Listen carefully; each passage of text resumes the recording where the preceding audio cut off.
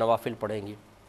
ایک یہ کہتی ہیں آج کل امریکہ میں طلاق کا بہت زیادہ رواج ہو گیا ہے اور لڑکے بہت زیادہ طلاق کا لفظ استعمال کر رہے ہیں، تو ایک لڑکے نے یہ لفظ کہے کہ میں 2 ماہ بعد تمہیں طلاق دے دوں گا، فارغ کر دوں گا، تو اب لڑکی کیا کرے؟ کیا وہاں پر رہے یا چلی جائے؟ دیکھیں، طلاق واقع ہوتی ہے پاسٹ کے الفاظ سے یا پریزنٹ کے الفاظ سے۔ فیوچر کے اگر الفاظ ذکر کیے ہیں تو اس سے طلاق فوری طور پہ واقع نہیں ہوگی، بلکہ یہ ارادہ طلاق ہے۔ مثلا لڑکا اگر کہتا ہے کہ میں نے تمہیں طلاق دی یا میں تمہیں طلاق دیتا ہوں، ان 2 سے طلاق واقع ہوگی۔ لیکن اگر وہ کہتا ہے میں تمہیں دے دوں گا، چاہے کہے کہ 1 منٹ بعد دے دوں گا، 2 دن بعد دوں گا، یا اگر تم ایسا کرو گی تو میں تمہیں طلاق دے دوں گا، تو فیوچر کے الفاظ سے طلاق واقع نہیں ہوتی۔ تو لڑکے نے بظاہر جو آپ نے کہا ہے اسی کے مطابق الفاظ کہیں کہ میں تمہیں 2 ماہ بعد طلاق دے دوں گا، تو اس سے طلاق نہیں ہوگی، لڑکی اس کی بیوی ہے، اس کے ساتھ ہی رہے۔ ہاں، خدا نخواستہ اگر ایسا ہو کہ وہ طلاق یہ الفاظ کہہ دے کہ میں نے طلاق دی یا طلاق دیتا ہوں، تب کوئی شرعی حکم لاگو ہوگا۔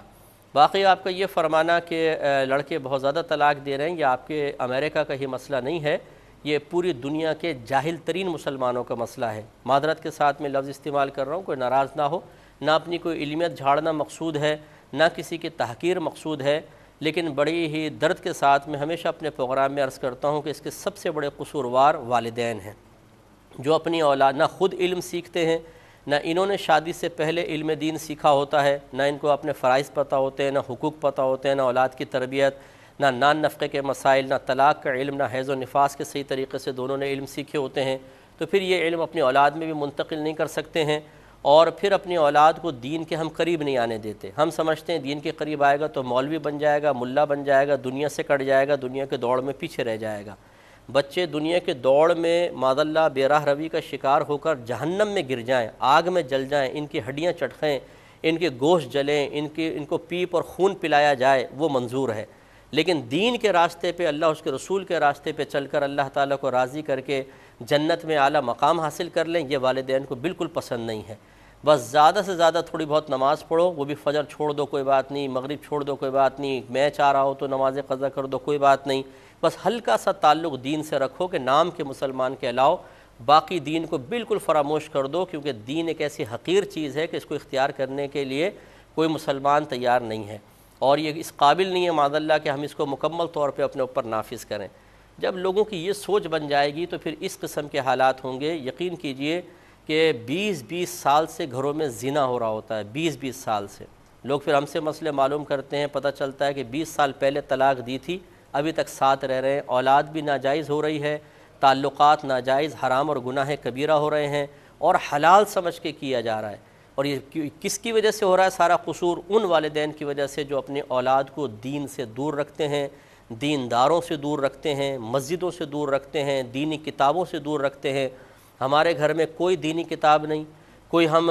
دینی کورس بچوں کو نہیں کرواتے، ہم بچوں کے لیے صرف قرآن حفظ یا ناظرہ، بس اس کے علاوہ کچھ بھی نہیں، اور بچوں کو پتہ ہی نہیں ہوتا کہ قرآن میں کیا پڑھ رہا ہوں۔ پورا حفظ کروا دیں ہم قرآن، اور بچے سے ایک آیت کا ترجمہ پوچھ لیں، اس کو آئے گا ہی نہیں۔ حفظ اور ناظرہ کروانا کوئی کمال کی بات نہیں ہے، یہ ایک سعادت ضرور ہے، لیکن یہ اصل مقصود نہیں ہے۔ قرآن تو اس لیے نازل کیا گیا کہ اس کو ترجمہ تفسیر کے ساتھ پڑھیں، لیکن کچھ بھی نہیں۔ لہٰذا اس طرح کے معاملات سامنے آ رہے ہیں۔ کتنے اپنی بچیوں کو علم نہیں سکھاتے، شوہر طلاق دے دیتا ہے اور ان کی بچی حرام زندگی گزار رہی ہے، اس کا وبال کس پر ہے؟ اسی طرح بیٹا غصے میں آ کے بعض اوقات طلاق کے الفاظ کہہ دیتا ہے، اس کو خود نہیں پتہ ہوتا کہ میں طلاق کے الفاظ کہہ چکا ہوں، اور ان کے گھر کے اندر باقاعدہ حرام کام ہو رہا ہوتا ہے اور بیٹا حرام زندگی گزار رہا ہوتا ہے، اس کا وبال کس پر ہوگا؟ اب یہ ماں باپ یہ کہتے ہیں کہ جی ہم تو کیا کریں، بچوں کے لیے کمانا بھی تو عبادت ہے، ہم اس میں لگے ہوئے تھے۔ تو بھائی، اللہ تبارک و تعالیٰ نے قرآن عظیم قیامت تک کے لیے نازل فرمایا، وہ جانتا ہے اور جانتا تھا کہ کیا کیا حالات آئیں گے، اس کے باوجود اللہ تبارک و تعالیٰ نے قرآن عظیم میں فرمایا کہ یا ایھا الذین آمنوا ادخلوا فی السلم کافہ، اے ایمان والو اسلام میں پورے داخل ہو جاؤ، اور ساتھ ہی فرما دیا کہ لا یکلف اللہ نفسا الا وسعہا، اللہ تبارک و تعالیٰ کسی جان کو اس کی ہمت سے زیادہ آزمائش میں مبتلا کرتا ہی نہیں ہے۔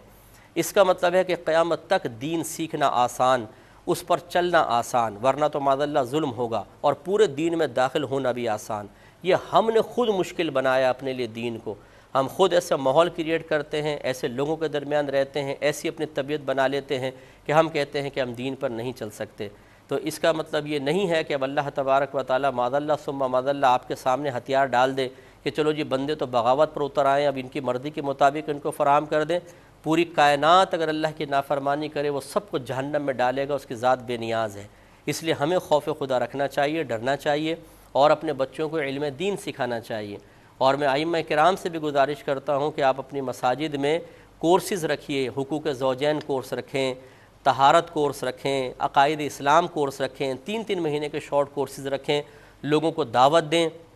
کہ آپ آ کے یہ کورس کریں تاکہ لوگوں کے اندر شعور بیدار ہو، لوگ مسائل سیکھیں۔ ہمارے ائمہ بھی یہ پورے کام نہیں کرتے ہیں، ایسے مطلب محنت والے کام نہیں کر رہے ہوتے ہیں، ہر جگہ نہیں ہوتا، بعض جگہ کر بھی رہے ہیں لیکن بہت کم۔ تو اس طرح شارٹ کورسز رکھوائے جائیں۔ اسی طرح جو مسجد کی کمیٹیاں ہیں میں ان سے گزارش کرتا ہوں اگر کوئی سن لے اور مان لے تو، ورنہ کمیٹیوں کو اپنے ہی چکر پڑے ہوتے ہیں، وہ کام کے کام نہیں کر رہے ہوتے، مسجدیں قابو میں کی ہوئی ہیں، 20 سال ہو گئے کوئی ایجوکیشن کا کام نہیں ہو رہا ہوتا، اور کمیٹی کے چیئرمین بن کے بیٹھے ہوئے ہیں، کمیٹی کے اندر آ کے جبے بیٹھے ہوئے ہیں، زیادہ نعت خوانیاں کروا لیں گے، عرس کروا لیں گے، بیان رکھوا لیں گے عام موضوعات کے اوپر، ایجوکیشن میں صفر ہیں بالکل۔ ان سب کو آخرت میں پکڑ ہوگی اور ان کی گرفت ہوگی، ان سے پوچھا جائے گا کہ جب تمہیں مسجد کے انتظام کے لیے سب کچھ دیا گیا تھا، تمہارے پاس پیسہ تھا، سرمایہ تھا، ائمہ تھے، تو آپ نے کورسز کیوں نہیں کروائے؟ لوگوں کی ذمہ داری ان پر بھی ہے۔ تو ان کو چاہیے کہ اپنے مسجد کے ائمہ سے رجوع کریں یا کسی اچھے عالم مفتی سے رجوع کر کے شارٹ کورسز رکھیں، بچوں میں شعور بیدار کریں تاکہ ہمارے بچے اپنی ازدواجی زندگیوں کو بھی بہتر بنائیں اور رزق حلال و حرام کی تمیز پیدا ہو۔ مختلف کورسز ہوں گے تو انشاءاللہ اچھا شعور بیدار ہوگا، زیادہ ٹائم بھی نہیں دینا پڑتا۔ سنڈے کورسز کے نام سے رکھ لیجئے، سنڈے کورس کروائیں، 2-3 گھنٹے کی کلاس، 1 مہینے میں 4 کلاسز، 3 مہینے میں 16 کلاسز ہو جائیں گی، 12 کلاسز ہو جائیں گی، آرام سے 12 کلاسز میں بہت اچھے انداز سے کورس کور ہو سکتا ہے اگر کوئی کرنا چاہے تو۔ بہرحال تو انہوں نے مزید یہ فرمایا